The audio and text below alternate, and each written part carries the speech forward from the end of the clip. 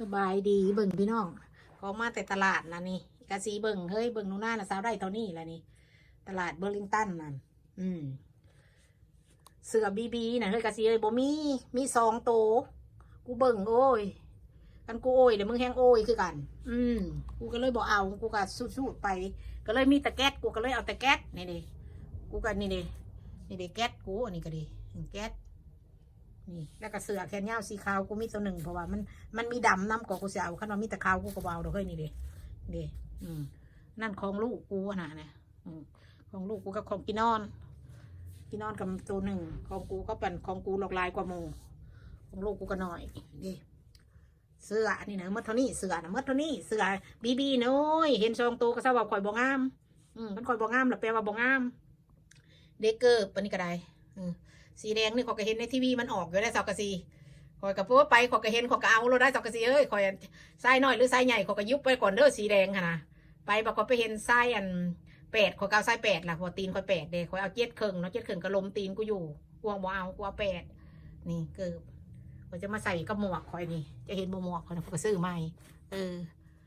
นี่ผู้มานี่พอตะกี้กูว่าจะออเดอร์อยู่ผู้มานี่กูคืออยากได้อยู่บอกกูไปเห็นกูเลยกูจะมาใส่กับเกิบตัวนี้นี่เด้มึงว่าบ่เฮ้ยแมทอยู่บอกแล้วก็ตัวนี้ของคอยนี่ทามี่ตัวนี้นี่ดิเมื่อตัวนี้ล่ะเมื่อ330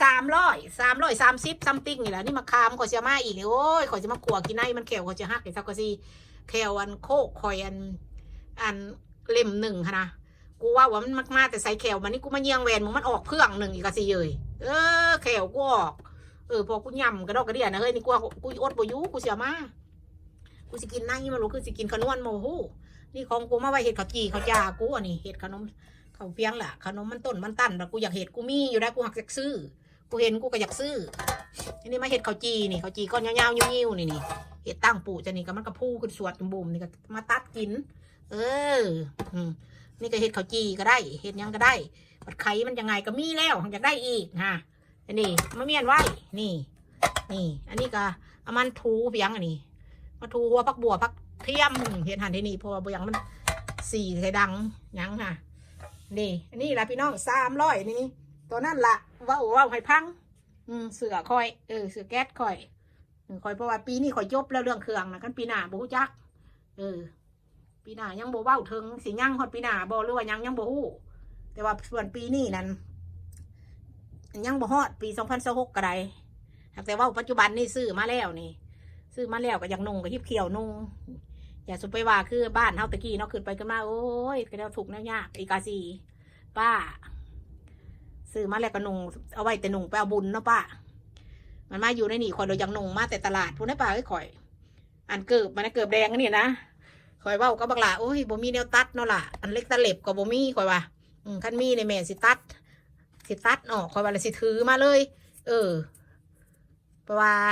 กันสิกุมแก้ก็ได้อยู่ได้นี่หากแต่บอกขืดบ่ทันถึงกระสร้างมันโอ้ยบ่ได้ฝุ่นเจ้าสิแก้ได้บ่หูยังในผู้เดียวมันสิปักตีนเจ้า เอาอยู่ดีไม่แห้งทุกคนเด้อหมู่ขู่ก็แล้วบายนี่นะแก๊สคอฟฟี่ข่อยเด้อพี่น้องพี่น้องเราซื้อไม่ข่อยแก๊ส1กิสมาร์ทแล้วบ่มีแนวให้เราไปซื้อแก๊ส1มาให้ข่อยพอข่อยกินตลอดคอฟฟี่อันนี้อันมันมี40บ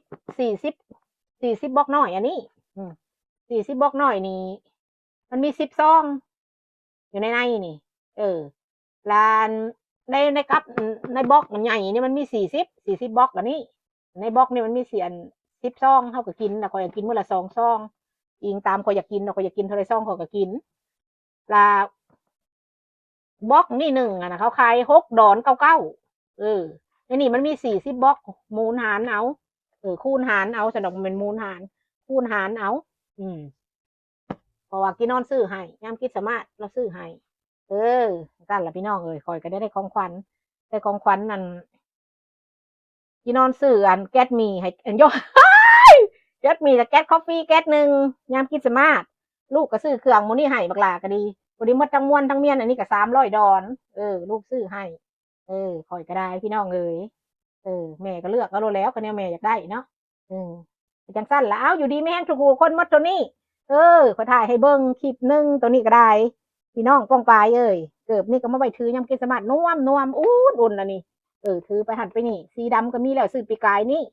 ไปเห็นสีแดงนี่ก็เอาอีกแดงกับข่อยนี่มันบ่เว้าดอกอ้าวอยู่ดีไม่แห้งทุกคู่ทุกคนหมู่คู่ทุกคน